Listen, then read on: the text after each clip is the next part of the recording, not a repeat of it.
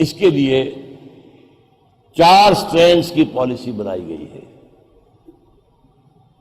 جیسے کہ لڑیوں کو بٹھ کر رسی بنایا جاتا ہے. نمبر 1، اس کے لیے ہمیں بہت وسائل چاہیے. دنیا میں جو بھی کمزور ممالک ہیں ان کے وسائل پر قبضہ کرو، اور نزلہ بر عضو ضعیف بھی ریزن. سب سے پہلے یہ مسلمان ملک ہیں، دولت ان کو اللہ نے بہت دے دی ہے، تیل دے دیا ہے، منرلز دے دیے ہیں. ان پر حملے کرو، قبضے کرو، اور ان کے وسائل کو قبضے میں لو. نمبر 2، کسی متبادل مقابلے کے نظام کو سامنے مت آنے دو. اگر کوئی آتا نظر آئے، نپ دی ایون ان دی بٹ، ختم کر دو.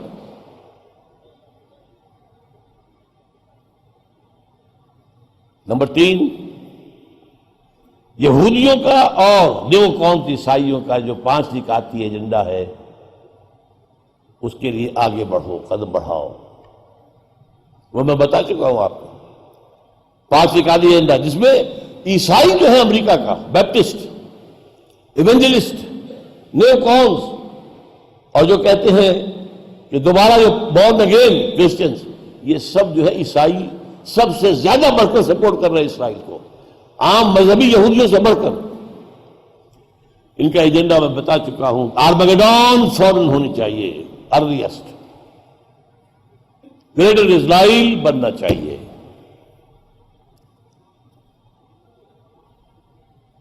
تمام دنیا کے یہودیوں کو لا کر وہاں پر جمع کرنا چاہیے. مسجد اقصی، گنبد صخرہ گرانا چاہیے. تیسرا ٹیمپل جو 70 عیسوی سے گرا پڑا ہوا ہے، سیکنڈ ٹیمپل، اب 3rd بنے گا. 70 عیسوی جو آج ہم 2010 میں ہیں، تو 70 کتنے سالوں سے گرا ہوا؟ 1930 سال، 1940 سال. اسے بنانا ہے دوبارہ. اس وقت اس کی صرف ایک دیوار ہے، ویلنگ وال. وہ اس کو جا کر اس کو وہاں عبادت کرتے ہیں، روتے ہیں، ماتم کرتے ہیں. اور وہاں سے پھر جب وہ بن جائے تو وہ جو ہے تھرون آف ڈیوڈ لا کر رکھا جائے. اور پھر عیسائیوں کے نزدیک حضرت عیسیٰ نازل ہوں گے. یہ عقیدہ ہمارا ان کا ایک ہے. حضرت عیسیٰ علیہ السلام کا نزول ہمارا اور عیسائیوں کا ایک ہی. فرق کیا ہے؟ ہم سمجھتے ہیں حضرت عیسیٰ سولی چڑھے ہی نہیں، وہاں قتلوہ وہاں صلبوہ ولکن شبہ لہ. وہ سمجھتے ہیں کہ وہ سولی چڑھے، اس پر فوت ہوئے، پھر وہاں سے اتارے گئے، پھر ایک غار میں رکھے گئے، 3 دن رہے، پھر اٹھ کے ریزریکشن ہو گئی، پھر اللہ نے انہیں اوپر اٹھا لیا.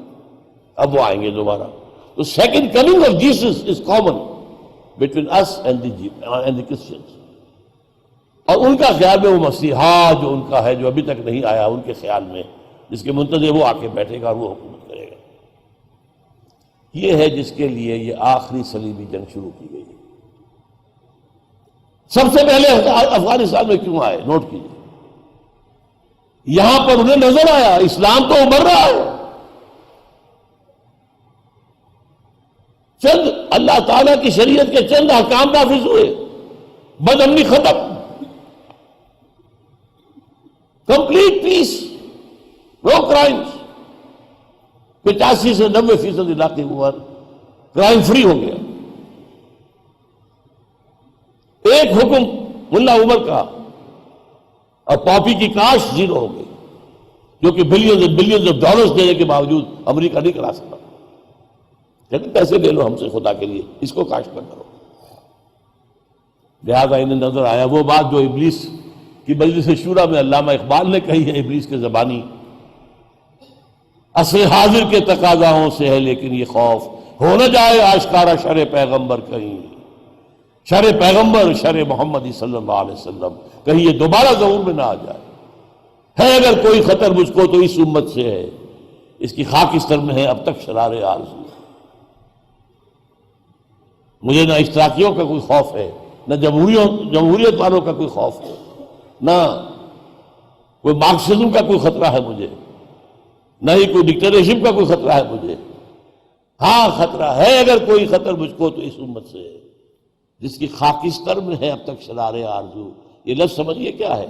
انگارے کے اوپر راکھ آ جائے تو آگ نظر نہیں آ رہی آپ کو، کہیں آپ نے ہاتھ لگایا اور وہ اوپر کی راکھ اتر گئی اور پھر آپ کو پتہ چلے گا اس کے اندر کیا ہے. وہ جانتے ہیں اس امت کے اندر امنگ ہے، ولولہ ہے، یہ چاہتے ہیں، اگرچہ طریقہ کار میں بھٹک رہے ہیں. نشان راہ دکھاتے تھے جو ستاروں کو ترس گئے ہیں کسی مرد راہ دا کے لیے. بہرحال یہ کام جو ہے افغانستان کو نمبر 1 اس لیے چنا گیا، اور نمبر 2 اس لیے کہ وہاں پر زیر زمین تیل، وہاں پر جو منرلز کے ذخائر ہیں بے پناہ ہیں، اور نمبر 3 سینٹرل ایشیا کا تیل جو ہے اگر ہم لے کے آنا چاہیں گے تو گلف تک لانے کے لیے وہی بہترین راستہ ہے، سستا ترین اور سب سے چھوٹا. اس لیے آپ سوچئے کیا حیثیت تھی بیچارے طالبان کی حکومت کی، کون سے ان کے پاس ہتھیار تھے؟ کوئی ٹینک تھے ان کے پاس؟ کوئی ہوائی جہاز تھے؟ تاریخ کی سب سے بڑی کولیشن، پورا نیٹو، امریکہ، آسٹریلیا، کہاں سے لوگ آ گئے. تو نپٹ ایون ان دی بڈ، اس کو ختم کرو، ہو نہ جائے آشکارا شر پیغمبر کا. اور اس کے ساتھ ہی کیونکہ پاکستان کے بارے میں بھی انہیں اندیشہ ہے اور شدید اندیشہ ہے. یہ بات میں آپ کو بتا دوں، 1967 وار میں 6 days وار عرب اسرائیلی، جس میں تینوں ملکوں کو بڑی زبردست شکست ہوئی تھی. مصر کو شکست دی، صحرائے سینا سارا لے لیا، سینا پیننسولا. شام کو شکست دی، گولان ہائٹس لے لیے، بہت اہمیت کی جگہ ہے. جارڈن کا ستیہ ناش جو کیا ہے، پورا جو یہ ہے ویسٹ بینک، یہ سارا تو جارڈن کے پاس تھا. آدھا یروشلم جو ہے جارڈن کے پاس تھا. لیکن یہ کہ اس کے بعد جو فتح ہوئی ہے تو جشن منایا انہوں نے پیرس میں، اور وہاں بن گوریون نے تقریر کی، ہمیں کسی عرب ملک سے کوئی خطرہ نہیں، ہمیں خطرہ اگر ہے تو صرف پاکستان سے. حالانکہ پاکستان اس وقت تک ایٹمک پاور تو نہیں تھا، لیکن ان کے پاس ہماری روایات موجود ہیں. جیسے حدیث میں آتا ہے جب قتل عام ہوگا یہودیوں کا تو ایک درخت ایسا ہے کہ جو یہودیوں کا وفادار ہے اور وہ یہودیوں کو پناہ دے گا کہ آؤ چھپ جاؤ میرے پیچھے، غرقد. اور اسرائیل نے اپنے ہاں سب سے بڑی کلٹیویشن اسی درخت کی ہے، غرقد کی. وہ ہماری وہ پڑھتے ہیں، ریسرچ کرتے ہیں، ان کی بڑی تھنک ٹینکس ہے. غور و فکر کے بعد تو حضور کی یہ حدیث بھی کہ میرے عرب کو آئی ٹھنڈی ہوا جہاں سے، اور پاکستان اسلام کے نام پر وجود میں آیا. آپ نوٹ کیجئے پوری دنیا میں سیکولرزم، اور پاکستان میں کہا جا رہا ہے حاکمیت اللہ کی ہے. اس پوری عالم، پوری دنیا کے خلاف بغاوت کا کلمہ تھا، اس لیے کہ ٹوٹ پڑی دنیا. لیاقت علی خان کا جرم کیا تھا؟ قرارداد مقاصد. کیوں قتل کیا گیا اسے؟ ایک جرم یہ تھا کہ قرارداد مقاصد پاس کرا دی، اور دوسرا جرم یہ تھا کہ امریکہ میں جب بلایا گیا، دورے پر گئے، وہاں کی نیشنل جوئش کانفرنس جو ہے کانگریس، اس نے انہیں دیا ایک اسرانہ دیا یا جو بھی، اور وہاں یہ تقریریں کی کہ آپ اگر ہمیں تسلیم کر لیں ہم یہ دے دیں گے، یہ دے دیں گے، یہ دے دیں گے، یہ دے دیں گے. لیاقت علی خان نے کہا gentleman our souls are not for sale، ہماری روحیں بکاؤ مال نہیں ہیں کہ آپ اس طرح قیمت پر ہم سے خرید لیں گے. قائد اعظم کہہ چکے تھے اسرائیل کو the illegitimate child of the West، یہ حرامی بچہ ہے مغرب کا، برطانیہ اور امریکہ کا. اور برطانیہ اور امریکہ دونوں ویسٹ ہیں، west white Anglo Saxon Protestants, ان دونوں کا. بالفور ڈکلیریشن اس کا تھا، اور پھر 1948 میں بنوانے والا اسرائیل کا جو ہے وہ امریکہ ہے، اور پشت پناہ اس کا امریکہ ہے. یہ طوفان ہے جو آ رہا ہے، اور یہ چاہتے ہیں، یہودی چاہتے ہیں کہ ہم اپنے اگلا ایجنڈے کا سٹیپ نہیں اٹھائیں گے جب تک یا تو پاکستان کو ختم نہ کر دیا جائے، یا کم سے کم پاکستان کے ایٹمک دانت نہ توڑ دیے جائیں. کیونکہ اگر ہم نے مسجد اقصی کو گرایا اور ہم نے قبۃ الصخرہ کو گرایا، یہ تصویر جو تقسیم ہوئی ہے آج جن لوگوں تک بھی پہنچی ہے وہ نوٹ کر دیں. قبۃ الصخرہ نمایاں ہے اس میں، مسجد اقصی کا جو گنبد ہے وہ بہت چھوٹا ہے. اور یہ قبۃ الصخرہ کیا ہے یہ بھی ویسے اس کے پیچھے لکھا ہوا تو ہے. یہاں چٹان تھی جہاں سے حضور کا معراج کا آسمانی سفر شروع ہوا تھا. پہلے میدانی سفر تھا مکے سے بیت المقدس تک کا، پھر یہاں سے آسمانی سفر شروع ہوا. اس چٹان پر عبد الملک بن مروان جو بنو امیہ کا ایک خلیفہ تھا اس نے یہ قبہ بنایا، یہ اس کا بنایا ہوا ہے. ابھی کوئی 40-50 سال پہلے اس پر سونے کی پتلی چڑھائی تھی شاہ حسین نے.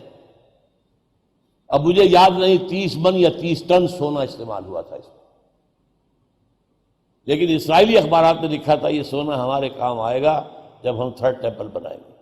ہم نے گرانا ہے اس کو، سونے کی پتلی اتر کے کہاں جائے گی، ہمارے پاس آئے گی. یہ صورتحال اس وقت.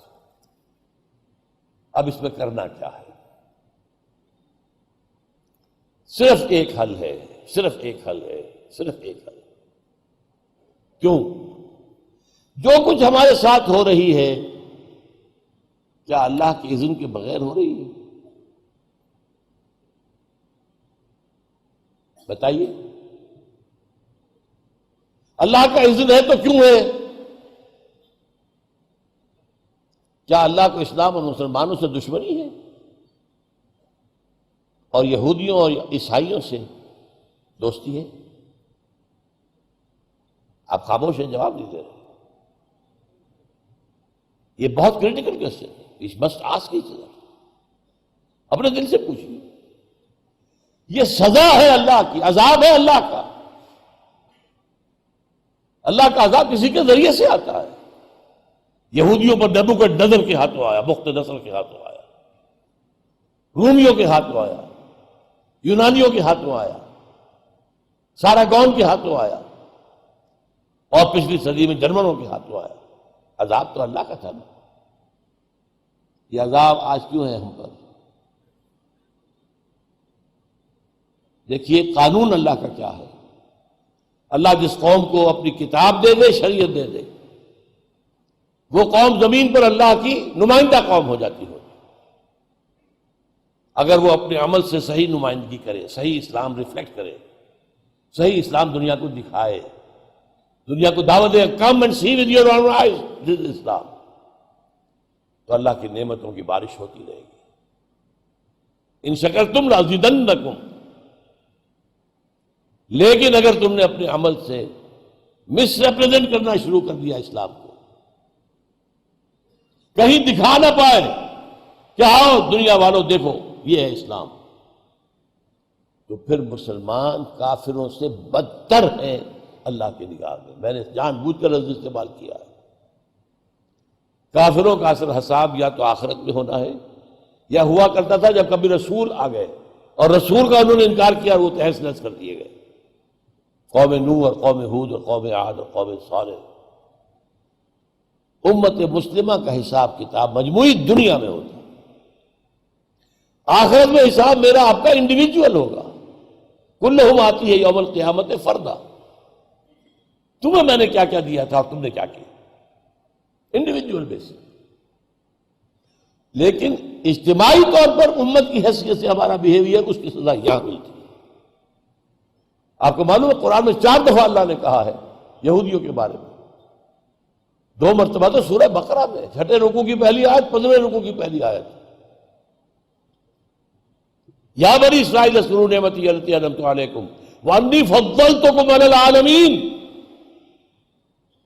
میں نے تمہیں تمام جہان والوں پر فضیلت دی تھی. ٹوائس ان سورہ بقرہ. واخترناہم علی علم علی العالمین فضلناہم علی العالمین. سورہ دخان کی آیت یاد نہیں آ رہی ہے مجھے. پھر بھی ان کے اوپر جو پہاڑ ٹوٹے، ضربت علیہم الذلۃ والمسکنۃ وباؤوا بغضب من اللہ. سارگون کے ہاتھوں ختم ہوئے، نبوکدنضر کے ہاتھوں 15 لاکھ قتل ہوئے اور لاکھوں کو قیدی بنا کر لے گیا. پیریڈ آف کیپٹیوٹی ان کا ہے عراق کے اندر. آج ہم بحیثیت امت وہاں کھڑے ہیں. اس میں بھی ایک بات کی وضاحت میں کر دوں. دیکھیے اسلام کا ایک حصہ ہے جسے میں کہہ رہا ہوں افقی ہاریزونٹل، ایک حصہ ہے عمودی ورٹیکل. افقی میں عقائد، عبادات، رسومات سب. یہ حصہ آج بھی دنیا میں اہم ترین ہے اسلام کا. مانا جا رہا ہے کہ Islam is the fastest growing religion of the world. پوری دنیا میں یہی بڑھ رہا ہے، اسی کے اندر آگے لوگ آ رہے ہیں.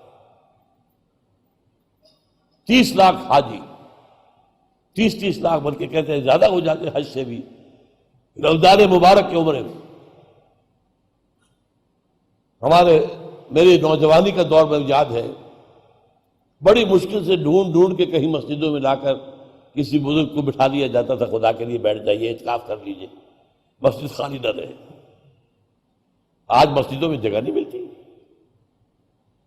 ویٹنگ لسٹیں ہوتی ہیں لمبی لمبی. لاہور میں تو ایک صاحب ہے جنہوں نے 25,000 آدمیوں کا شہر اعتکاف آباد کر دیا. ایک بڑے گراؤنڈ کے اندر شہر آباد ہو گیا اعتکاف. وہ ہے یا نہیں ہے، صحیح ہے غلط، وہ دوسری بات ہے، وہ جانے اور علماء جانے. لیکن بہرحال جو وہاں آتے ہیں 10 دن وہاں بیٹھتے ہیں، ٹھہرتے ہیں، آخر کوئی نہ کوئی مذہبی جذبہ ان میں ہے تبھی تو آتے ہیں. مذہب کی کمی نہیں ہے، دین کہاں ہے؟ دین کے اعتبار سے زیرو.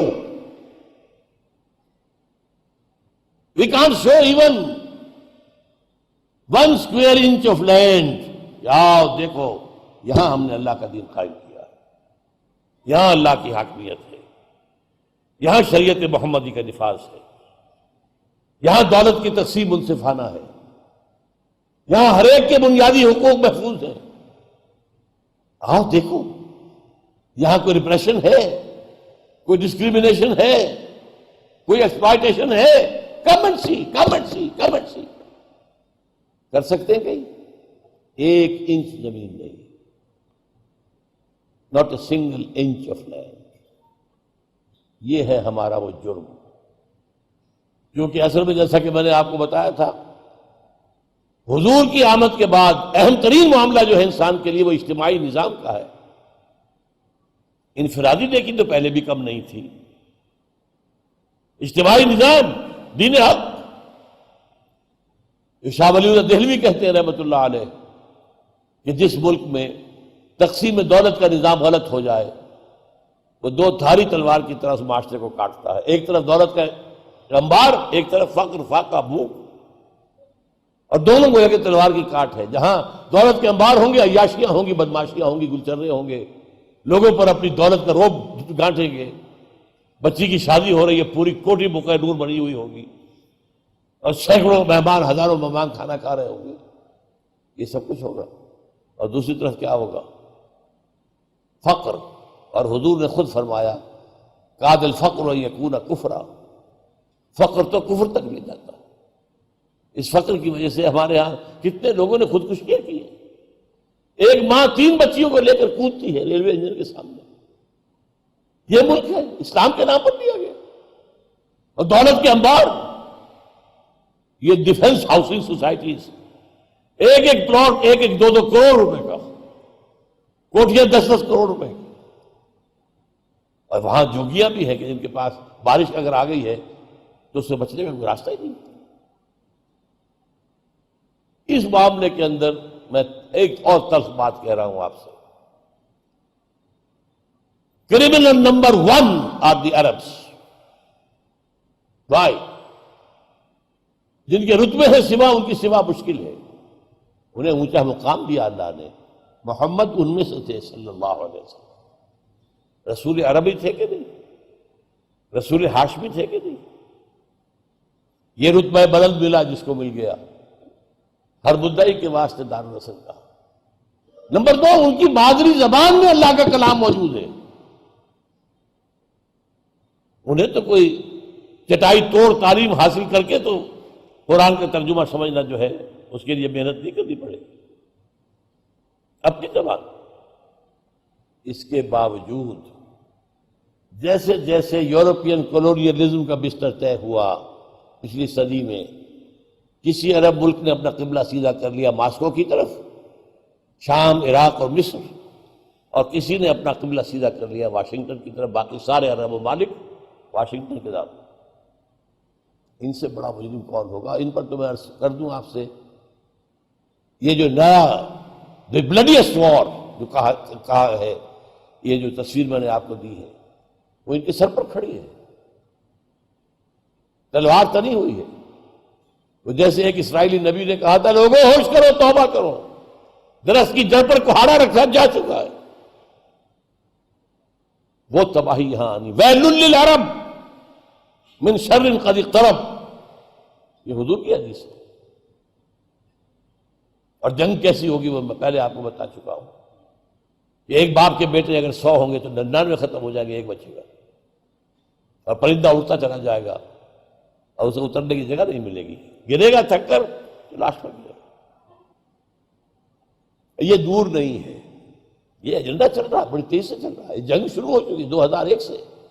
یہ جان لیجئے پہلی جنگ جو صلیبی جنگ تھی، اس نے ایک جنگ کہہ دی، وہ جنگ نہیں، جنگوں کا سلسلہ تھا، 250 برس جاری رہا ہے. وہ کوئی 2-4 برس کی بات نہیں تھی، 250 برس، 170 برس وہ سلسلہ جاری رہا. ریلے کا ریلا چلا آ رہا ہے، سلاح پر سلاح چلا آ رہا ہے. ایک گیا ہے تو دوسرا آ گیا، دوسرا گیا تو تیسرا آ گیا.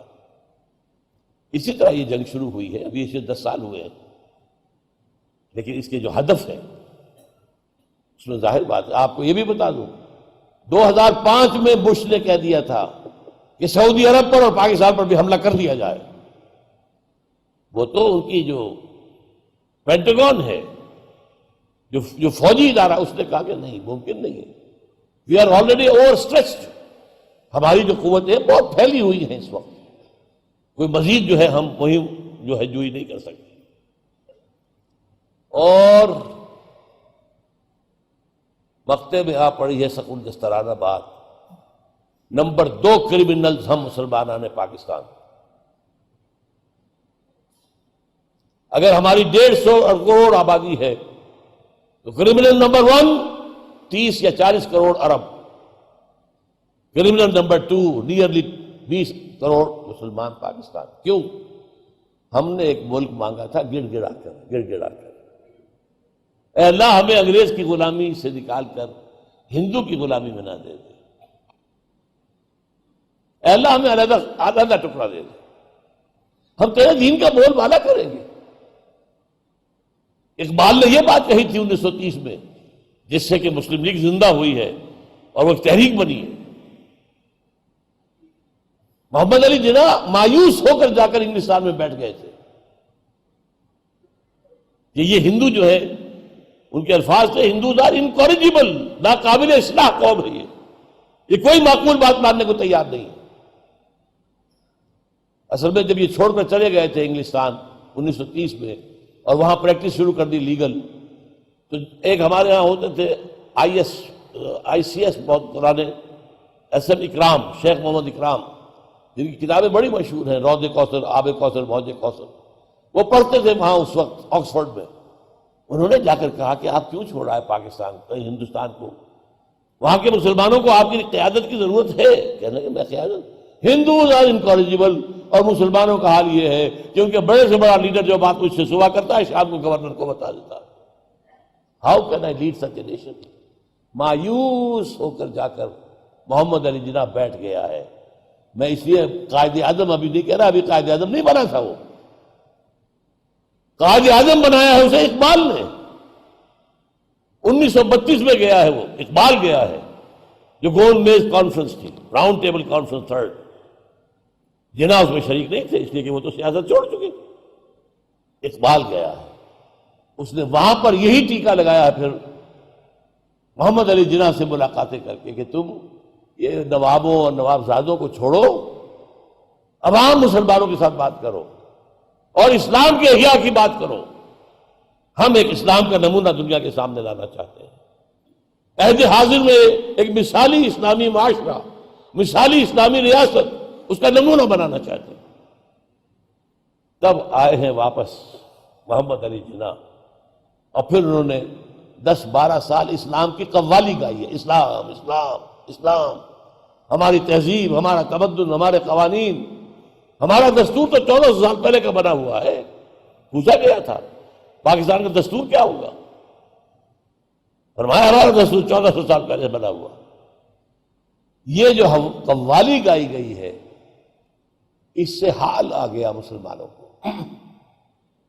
میں کیوں کہہ رہا ہوں حال جب آتا ہے تو اس میں جذبات یا جذبات کا عمل دخل ہوتا ہے، انٹریکٹ کریں۔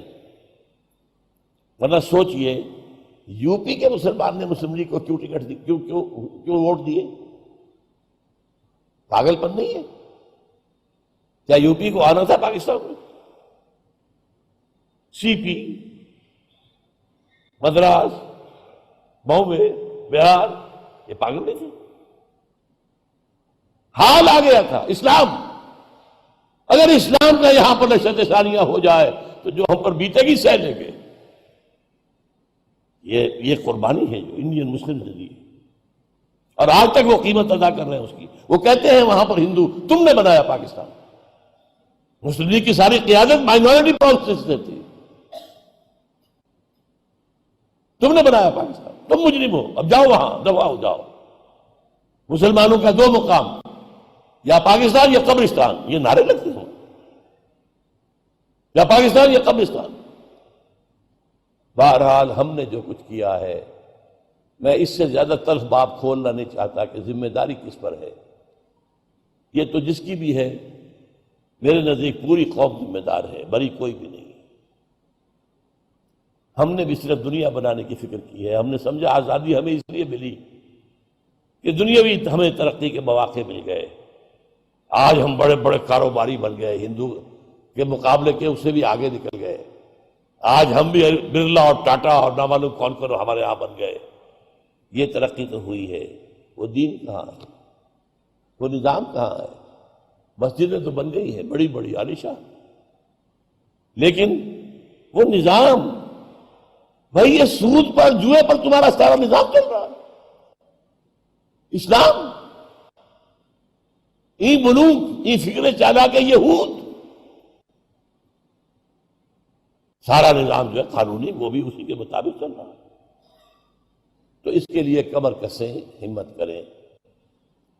اب آخری بات جو میں آپ کو بتا رہا ہوں وہ یہ ہے کہ وہ جو ایک دجال اکبر آئے گا، اس سے مراد کیا ہے؟ یہ بات جان لیجئے کہ یہ چیز جو ہے بڑی مشکل ہے، آسان کام نہیں ہے۔